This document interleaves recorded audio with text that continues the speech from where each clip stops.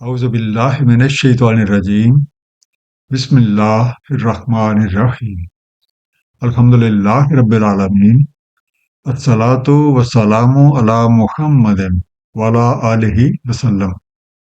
انشاءاللہ آج ہم سورہ بنی اسرائیل کے تیسرے رکوع کا مطالعہ کریں گے۔ پچھلے رکوع کا خاتمہ اس بات پہ ہوا تھا کہ جو لوگ آخرت میں کامیابی کے طلبگار ہیں ان کے لیے یہ روا ہی نہیں کہ وہ اللہ تعالیٰ کے ساتھ کسی اور کو شریک ٹھہرائیں اور اللہ کے سوا کسی اور کو اپنا حاجت روا سمجھیں۔ جو کوئی بھی ایسا کرے گا وہ ملامت زدہ ہو کے بے یار و مددگار پڑا رہ جائے گا اور اس کا حشر بھی وہی ہوگا جو دنیا کے طلبگاروں کا ہوا ہے۔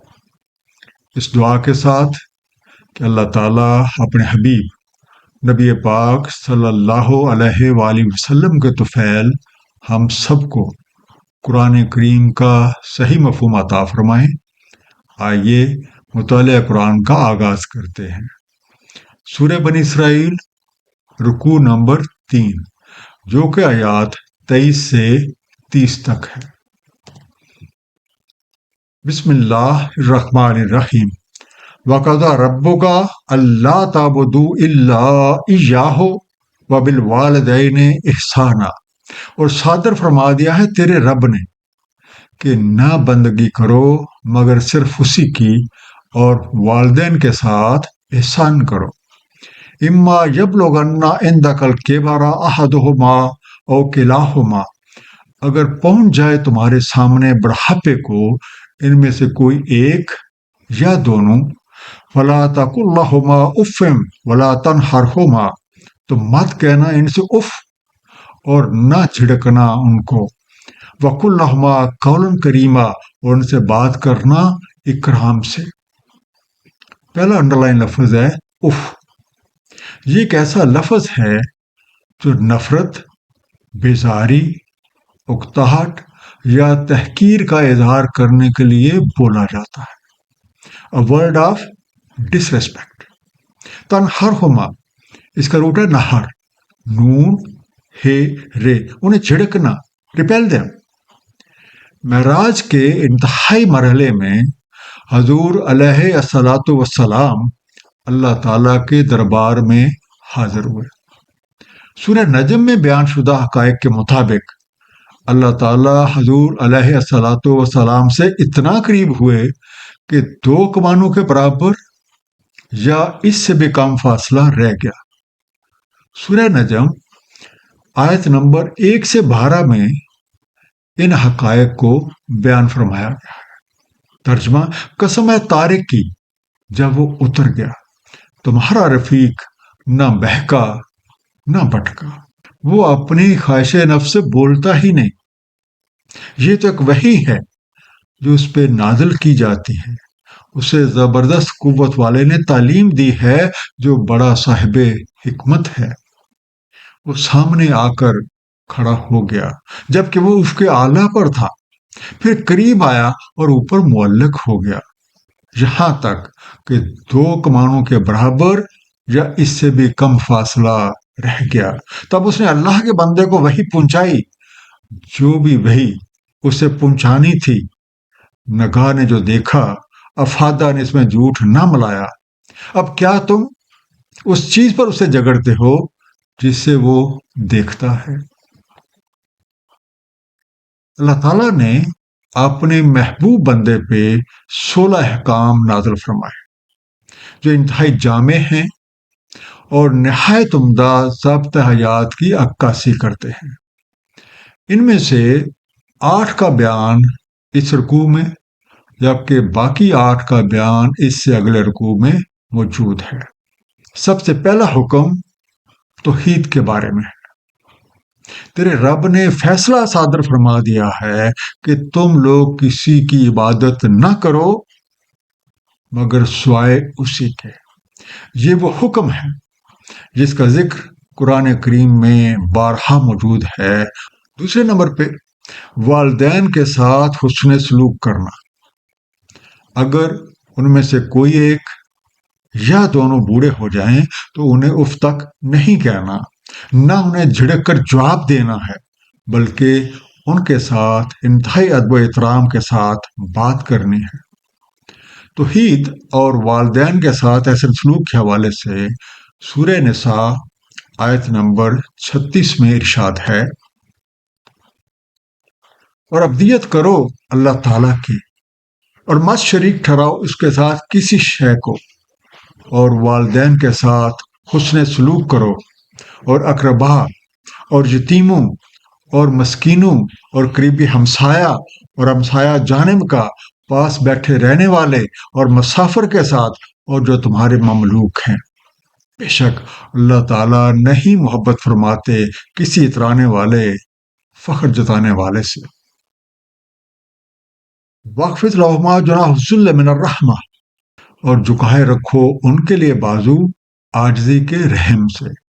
وَقُلْ رَبِّ ارْحَمْهُمَا كَمَا رَبَّيَانِي صَغِيرًا، اور کہو اے میرے رب ان دونوں پہ رحم فرما جیسے انہوں نے مجھے پالا صغر سنی میں۔ ربکم اعلم بما فی نفوسکم، تمہارا رب خوب جانتا ہے جو کچھ تمہارے نفسوں میں ہے۔ ان تکونوا صالحین فإنہ کان للأوابین غفورا، اگر تم صالح ہوئے تو بے شک وہ بالارادہ لوٹنے والوں کی مغفرت فرما دیتا ہے۔ پہلا انڈر لائن لفظ ہے اخفض، اس کا مادہ خفض، خے فے سعاد، پست رکھو، نرمی کرو، لور۔ اور دوسرا انڈر لائن لفظ ہے للاوابین، اس کا مادہ ہے اوب، الف واو با، اپنے ارادے کے ساتھ واپس لوٹانا، دوز ہو آفن ٹرن۔ والدین کے ساتھ حسن سلوک کے بارے میں مزید ارشاد ہے کہ ان کے سامنے ہمیشہ نرمی اور رحم دلی کے ساتھ جھک کر رہو، ان کے لیے دعا کیا کرو کہ اے پروردگار ان پہ رحم فرما جس طرح انہوں نے رحمت اور شفقت کے ساتھ مجھے بچپن میں پالا تھا۔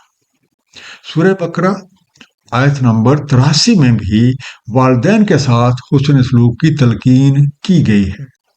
ترجمہ، اور جب ہم نے لیا میثاق بنی اسرائیل سے مت ابدیت کرنا کسی کی اللہ تعالیٰ کے سوا، اور والدین کے ساتھ حسن سلوک کرنا۔ تیسرا حکم، تمہارا رب خوب جانتا ہے کہ تمہارے دلوں میں کیا ہے۔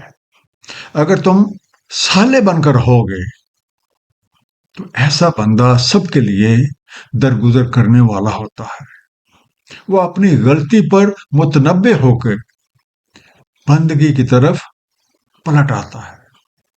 اور یہ بات قرآن کریم میں مختلف پیرائے میں کئی بار بیان کی گئی ہے۔ مثلا سورہ نور آیت نمبر 5 میں ارشاد ہے، سوائے ان کے جو تائب ہو جائیں اس کے بعد اور اصلاح کر لیں تو بے شک اللہ تعالیٰ غفور رحیم ہے۔ وَآتِ ذَا الْقُرْبَى حَقَّهُ وَالْمِسْكِينَ وَابْنَ السَّبِيلِ، اور ادا کرو قرابت دار کو اس کا حق، اور مسکین اور مسافر کو۔ وَلَا تُبَذِّرْ تَبْذِيرًا، اور مت اڑا بھیجا۔ ان المبذرین کانوا اخوان الشیاطین، بے شک بھیجا اڑانے والے شیطانوں کے بھائی ہیں۔ وَكَانَ الشَّيْطَانُ لِرَبِّهِ كَفُورًا، اور شیطان اپنے رب کا ناشکرا ہے۔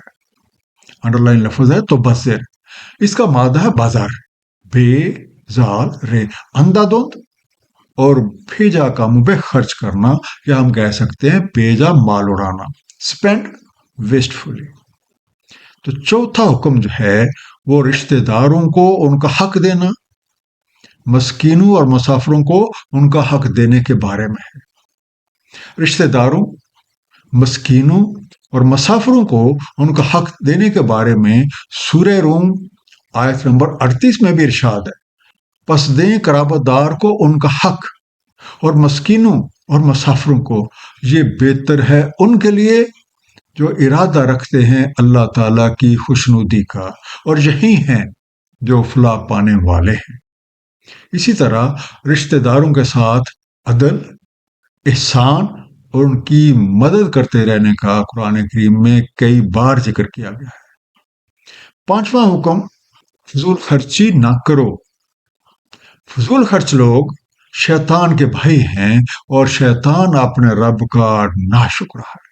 اللہ تعالیٰ کی نعمتوں کی شکر گزاری کا طریقہ ان نعمتوں کو اپنی ذات کی نشو و نما، اپنے والدین، رشتہ داروں، یتیموں، مسکینوں اور دیگر ضرورت مندوں پہ اللہ کی رضا کے مطابق خرچ کرنا ہے۔ لیکن اللہ کی دی ہوئی نعمتوں کو اپنی ذات تک ہی محدود کر لینا، ان نعمتوں کو اپنی من مرضی اور نمود و نمائش کے لیے خرچ کرنا شیطانی راہ اور ناشکری ہے۔ اس حوالے سے سورہ اعراف آیت نمبر 31 میں ارشاد ہے، اے بنی آدم، اختیار کرو اپنی زینت ہر مسجد کے ہاں، اور کھاؤ اور پیو اور اسراف نہ کرو، بے شک وہ نہیں محبت رکھتا اسراف کرنے والوں سے۔ وَإِمَّا تُعْرِضَنَّ عَنْهُمُ ابْتِغَاءَ رَحْمَةٍ مِّن رَّبِّكَ تَرْجُوهَا، اور اگر تم ان سے اراض برتو تلاش میں اپنے رب کی رحمت کے جس کی تمہیں امید ہے، فَقُل لَّهُمْ قَوْلًا مَّيْسُورًا، تو کہہ دو ان کو بات آسانی کی۔ وَلَا تَجْعَلْ يَدَكَ مَغْلُولَةً إِلَىٰ عُنُقِكَ، اور نہ رکھ اپنا ہاتھ بندھا ہوا اپنی گردن کے ساتھ۔ وَلَا تَبْسُطْهَا کل الباسط فتقعد ملوما محسورا، اور نہ کھول دے اسے بالکل کھلا سو بیٹھا رہ جائے ملامت کیا حسرت زدہ۔ انڈرلائن لفظ ہے مغلولا، جس کا روٹ ہے غلل، غین لام لام، جکڑا ہوا، چینٹ۔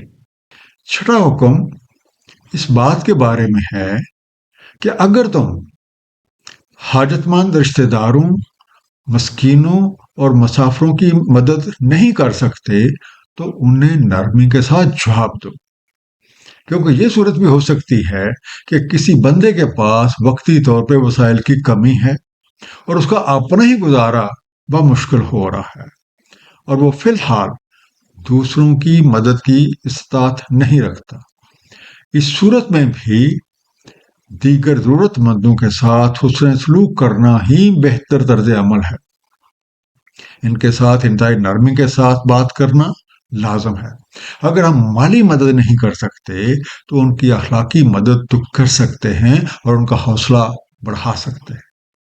ساتواں حکم جو کہ آیت نمبر 29 میں ارشاد کیا گیا کہ نہ تو اپنے ہاتھ کو گردن سے باندھ کے رکھو اور نہ ہی اسے بالکل کھلا چھوڑ دو کہ ملامت زدہ اور عاجز بن کے رہ جاؤ۔ خرچ کرتے ہوئے یہ انداز بھی ٹھیک نہیں ہے کہ یا تو بالکل کنجوسی اختیار کی جائے کہ سب کچھ اپنی ذات کے لیے محدود کر لیا جائے، اور نہ ہی یہ کہ بالکل لٹا کے بیٹھ جائے، بلکہ اعتدال کی راہ بہترین روش ہے۔ اسی ضمن میں نیک لوگوں کی روش سے متعلق سورہ فرقان آیت نمبر 67 میں ارشاد ہے، اور جب وہ خرچ کرتے ہیں نہ اسراف کرتے ہیں اور نہ تنگی کرتے ہیں، بلکہ ان کے بیچ قائم رہتے ہیں۔ ان ربک یبسط الرزق لمن یشاء ویقدر، بے شک تمہارا رب کشادہ فرما دیتا ہے رزق اس کے لیے جو چاہتا ہے اور نفع تلا بھی۔ انہ کان بعبادہ خبیرا بصیرا، بے شک وہ اپنے بندوں کی خبر رکھنے والا، دیکھنے والا ہے۔ یقدرو کا مادہ ہے قدر، کاف دال رے، مقدار کے مطابق، کیپٹ ایز میئر۔ آٹھواں حکم رزق کے بارے میں ہے کہ تمہارا رب جس کے لیے چاہتا ہے رزق کشادہ کر دیتا ہے، اور وہ اپنے بندوں کے حال سے خوب باخبر ہے اور انہیں دیکھ رہا ہے۔ رزق اللہ تعالیٰ کے ہاتھ میں ہے اور اسے حاصل کرنے کا فارمولہ بھی قرآن کریم میں بیان کر دیا گیا ہے۔ اللہ تعالیٰ کا وعدہ ہے کہ جو لوگ شکر گزاری کی راہ اپنائیں گے وہ ان کو مزید نوازیں گے۔ سورہ ابراہیم آیت نمبر 7 میں اسی حوالے سے ارشاد ہے، اور جب اعلان کر رکھا ہے تمہارے رب نے اگر تم شکر کرو گے تو میں تمہیں مزید دوں گا، اور اگر تم کفران کرو گے تو یقیناً میرا عذاب بہت سخت ہے۔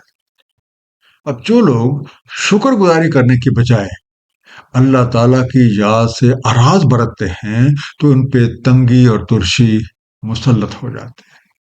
سورہ طٰہٰ آیت نمبر 124 میں ارشاد ہے، اور جو کوئی اراض کرتا ہے میری یاد دہانی سے تو بے شک اس کے لیے معیشت تنگ ہے، اور ہم اسے اٹھا لائیں گے یوم القیامہ کو اندھا۔ ایک مختصر خلاصہ اس رکوع کا، معراج کے انتہائی مرحلے میں حضور علیہ الصلاۃ وسلام اللہ تعالیٰ کے دربار میں حاضر ہوئے۔ اللہ تعالیٰ حضور علیہ الصلاۃ وسلام کے اتنے قریب ہوئے کہ 2 کمانوں کے برابر یا اس سے بھی کم کا فاصلہ رہ گیا۔ اللہ تعالیٰ نے اپنے محبوب بندے پہ 16 احکام نازل فرمائے جو انتہائی جامع ہیں اور ایک نہایت عمدہ ضابطہ حیات کی عکاسی کرتے ہیں۔ ان میں سے 8 کا بیان اس رکوع میں، جبکہ باقی 8 کا بیان اس سے اگلے رکوع میں ہے۔ ان ارشادات میں اللہ تعالیٰ کی وحدانیت، والدین کے ساتھ حسن سلوک، اپنی ذات کی اصلاح کرنا، قرابت داروں، مسکینوں اور مسافروں کو ان کا حق دینا، اور اگر ان کی مدد کی پوزیشن میں نہیں ہیں تو ان سے خوبصورت طریقے سے معذرت کر لینا، فضول خرچی سے بچنا، خرچ میں میانہ روی اختیار کرنا، اور رزق میں کشادگی کے لیے شکر گزاری کا طریقہ اپنانا شامل ہے۔ اللہ تعالی ہم سب کو قرآن کریم کو صحیح طور پہ سمجھنے اور اس پہ نبی پاک صلی اللہ علیہ وآلہ وسلم کی سنت مبارکہ کے مطابق عمل کرنے کی توفیق عنایت فرمائے۔ صدق اللہ العلی العظیم، صلی اللہ تعالی علی حبیبہ محمد وآلہ وسلم۔